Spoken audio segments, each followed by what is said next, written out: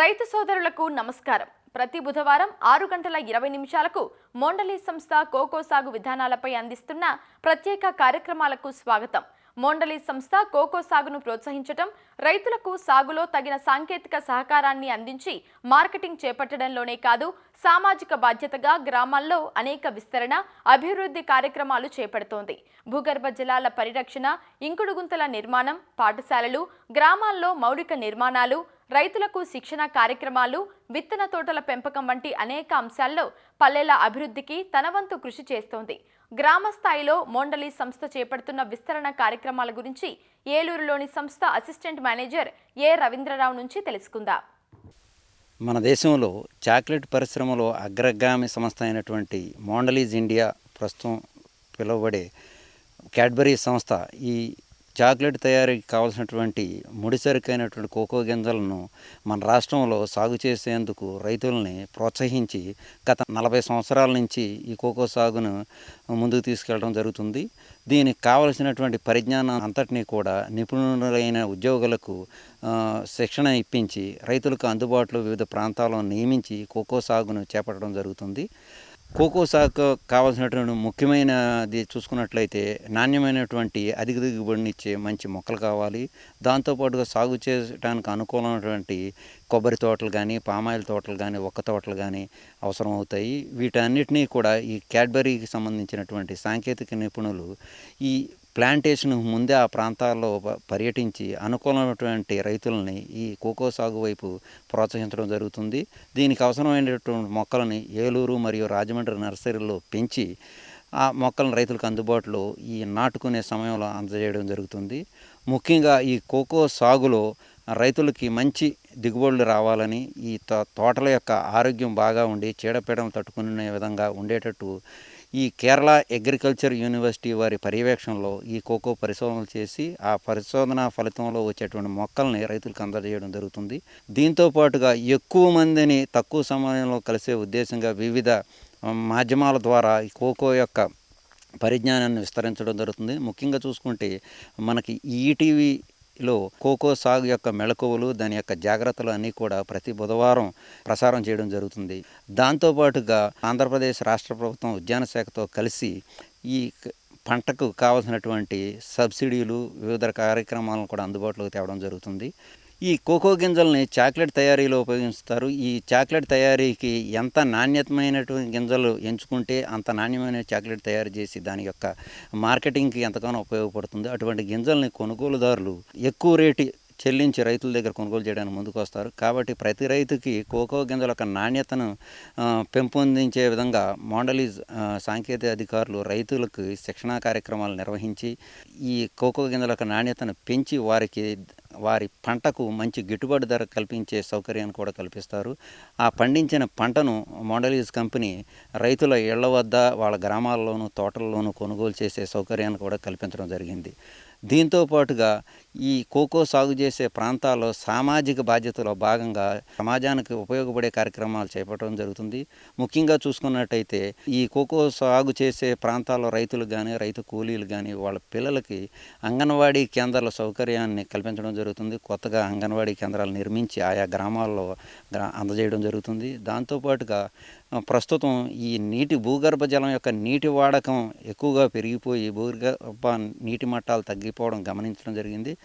ఆ నీటి మట్టాలను పెంచడానికి ఈ ఇంకుడు బావుల టెక్నాలజీని రైతులకి అందజేసి వాటి నిర్మాణం అయ్యే ఖర్చులో కొంత భాగాన్ని కంపెనీ కూడా భరించి ఈ కార్యక్రమంలో రైతులను ప్రోత్సహించడం జరుగుతుంది.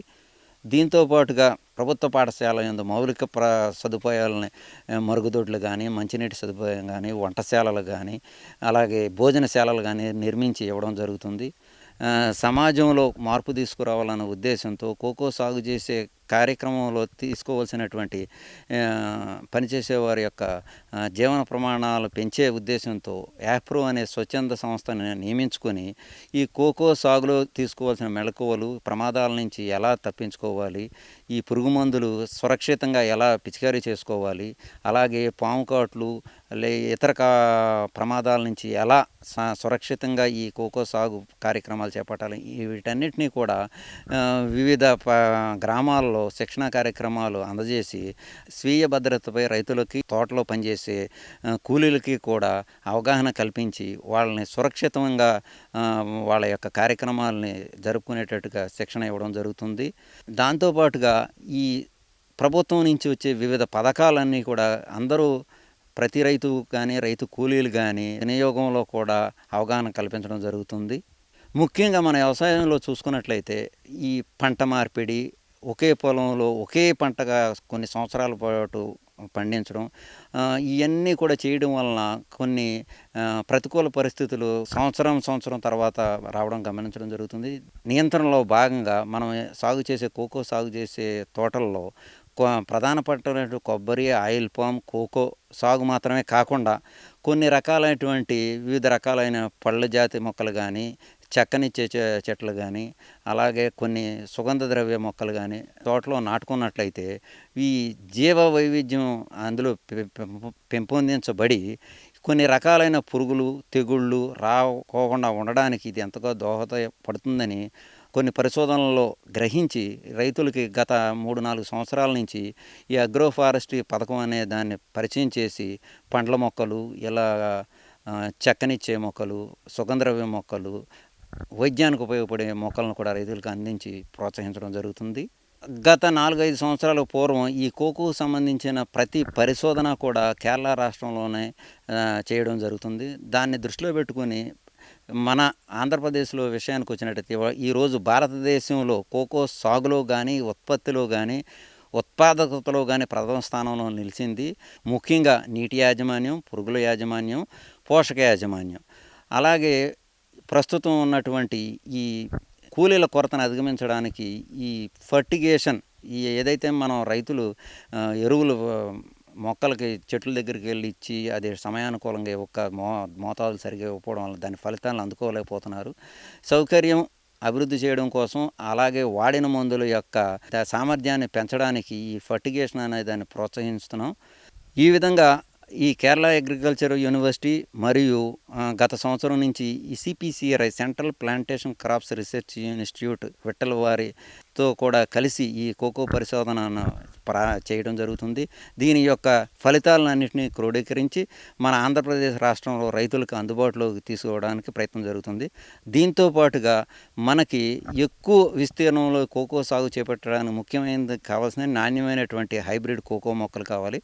ప్రస్తుతం వరకు మనం కూడా ఈ కేరళ రాష్ట్రం యొక్క ఈ విత్తనం మీద ఆధారపడి చేసుకోవడం జరుగుతుంది.